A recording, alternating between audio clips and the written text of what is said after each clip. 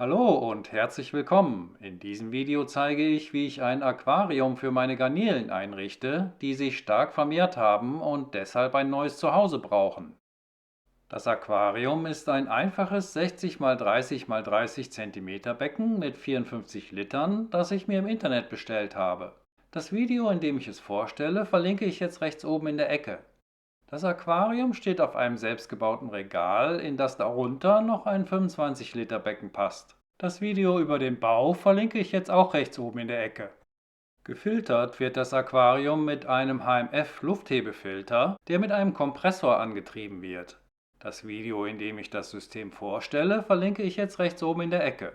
Die Einrichtung des Beckens soll ganz schlicht bleiben und dient nur dazu, die kleinen Garnelen so lange darin aufzuziehen, bis ich sie abgeben kann. Es kommt mir darauf an, dass sich die Garnelen darin wohlfühlen und alles finden, was sie brauchen. Sie sollen aber auch leicht wieder herauszufangen sein. Als Bodengrund nehme ich ganz feinen Sand, mit dem ich den Boden nur ganz dünn beschichte.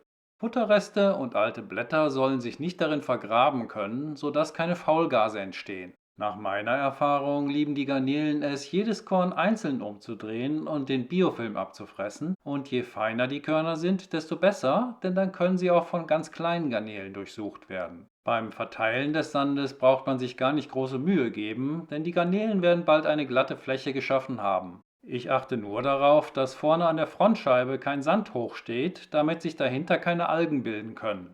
Auf den Sand stelle ich noch 2 Futterschalen, damit sich das Futter nicht so im Aquarium verteilt, aber das ist meist ein frommer Wunsch, denn die Garnelen lieben es, die Körner wegzutragen und in Ruhe zu fressen. Später habe ich den Sand um die Schalen weggemacht, um leichter sauber machen zu können. So sieht das Aquarium von oben aus, eine Sandfläche mit Futterschalen, und mehr braucht es jetzt auch erst einmal nicht. Bevor ich Wasser einfülle, lege ich eine Luftpolsterfolie ins Becken mit den Noppen nach unten, sonst spritzt es beim Eingießen. Die Folie schwimmt dann später mit steigendem Wasserstand auf und es wird kein Sand oder Staub aufgewirbelt. Am Anfang fülle ich das Wasser noch vorsichtig ein, damit der Sand an den Rändern nicht weggespült wird, aber sobald ein gewisser Wasserstand erreicht ist, kann man ganz normal einfüllen. Die Folie biegt sich dort, wo der Wasserstrahl auf sie trifft, nach unten, fängt dabei den Druck ab und so entsteht keine Strömung. So bleibt das Wasser glasklar, obwohl ich den Sand vorher nicht ausgewaschen habe. Ich mache das Aquarium nicht ganz voll, damit die Luftblasen vom Lufthebefilter nicht zu sehr herausspritzen. Die Beleuchtung habe ich mir übrigens von meinem Naturaquarium geliehen, das etwas höher links neben dem Aquarium steht. Das Video, in dem ich die LED-Leiste vorstelle, verlinke ich jetzt rechts oben in der Ecke.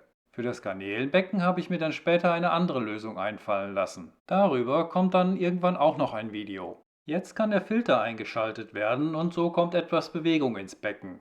Was jetzt noch fehlt, ist ein Stück Holz und ein paar Steine, auf die ich Moos binden werde. Die Einrichtung muss aber leicht wieder herauszuholen sein, damit ich die Garnelen leicht fangen kann. Deshalb werden keine Pflanzen eingesetzt und somit brauche ich auch keinen hohen Bodengrund. Wie gesagt, um die Unebenheiten und Löcher im Sand braucht man sich keine Sorgen zu machen. Die Garnelen werden ihn später schön verteilen und alles glatt streichen. Jetzt hole ich einen Filterschwamm aus einem anderen Aquarium und drücke ihn im Wasser des neuen Beckens aus. Ich hoffe, dass sich so die nützlichen Filterbakterien gut im Sand verteilen und auch in den Schwamm des Lufthebefilters gezogen werden und sich dort schnell ansiedeln. Man nennt das auch Animpfen. Der Mulm aus dem alten Filterschwamm verteilt sich gut im Becken und es wird erst einmal recht trübe.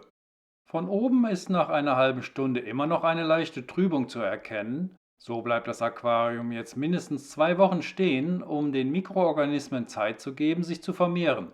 Ein paar Tage später ist das Wasser wieder glasklar. Inzwischen habe ich ein paar Buchen- und Eichenblätter hineingelegt, die auch schon abgesunken sind. Dazu noch Erlenzapfen und ein paar Steine. Auf diese habe ich etwas Moos gebunden, das von den Garnelen gerne abgeweidet wird, und so kann man es immer wieder leicht herausnehmen und zurücklegen. Nachdem die ersten Algen aufgetreten waren, hatte ich das Gefühl, dass das neue Aquarium eingefahren ist, und ich habe begonnen, die Garnelen aus meinen 12-Liter-Becken herauszufangen, um sie umzusetzen. Die kleinen Aquarien sind dichter bepflanzt und so konnten sich die meisten Garnelen vor meinem Netz verstecken, aber ein paar habe ich doch erwischt. Erst wollten sie nicht aus dem Behälter herausschwimmen, aber als es dann keine andere Möglichkeit mehr gab, haben sie sich schnell im neuen Becken verteilt. Tja, und da krabbeln sie, die kleinen Garnelen, und fangen schon an, sich um die Futterschale zu streiten, in der noch gar kein Futter ist. Andere fangen gleich an, den Sand nach Fressbarem abzusuchen. Sie scheinen sich ein bisschen verloren zu fühlen, denn so ein großes Becken sind sie nicht gewohnt. Eine hat schon ein Blatt gefunden und andere bleiben lieber erst einmal in der Gruppe in der Ecke sitzen. Auch auf dem Moos ist schon was los. Jetzt war aber die Frage, wie ich die restlichen Garnelen aus meinen kleinen Becken herausbekommen sollte, denn wie gesagt, mit dem Netz war da nicht viel zu machen. Tja, mit Speck fängt man Mäuse und mit Brennnesseln fängt man Garnelen. Ich habe einfach ein Blatt davon in ein Glas gelegt und es hat nicht lange gedauert, bis ein ganzer Schwarm Garnelen darauf gesessen hat. Ich wusste ja, dass ich viele Garnelen in den Nano-Aquarien hatte, aber mit so vielen hatte ich nicht gerechnet. Beim Herausholen sind mir dann zwar wieder welche entwischt, aber ich habe den Vorgang ein paar Mal wiederholt und irgendwann sind sie alle in die Falle gegangen. Und auch meine Blue Dream Garnelen konnten den Brennnesseln nicht widerstehen. Zum Glück, denn deren Becken war das am dichtesten bepflanzte mit vielen Steinen und hier hätte ich mit dem Netz überhaupt keine Chance gehabt. Da hätte ich alles auseinandernehmen müssen, um sie fangen zu können. Und so sind auch sie ins neue Becken umgezogen und manche haben dabei nicht einmal das Blatt, auf dem sie saßen, losgelassen. Bald hatten sie sich auf dem Boden niedergelassen und fingen an, den Sand umzudrehen. Die Red Fire Garnelen waren zum großen Teil schon wieder verschwunden. Keine Ahnung wohin, wahrscheinlich hinter den Filter. Die Garnelen haben sich alle sehr wohl gefühlt und sind dann auch recht schnell gewachsen. Das Becken war nicht für Zuchtzwecke gedacht, deshalb habe ich alle Farbvarianten zusammengetan. Sie haben in diesem Aquarium nur darauf gewartet, dass ich jemanden finde, der sie mir abnimmt. Inzwischen haben sie alle ein schönes neues Zuhause gefunden. Ich hoffe, das Video hat euch gefallen. Wenn ja, dann teilt es doch mit euren Freunden und über einen Daumen nach oben freue ich mich immer ganz besonders. Abonniere den Kanal und aktiviere die Benachrichtigungsglocke, damit du das nächste Video nicht verpasst. Ich habe noch eine LED-Brücke für das Aquarium gebaut. In das untere Fach des Regals kommt noch ein zweites Becken und es folgen noch ein paar Tiervorstellungen. Ich sage Tschüss, danke fürs Zuschauen und macht euch mal wieder die Hände nass.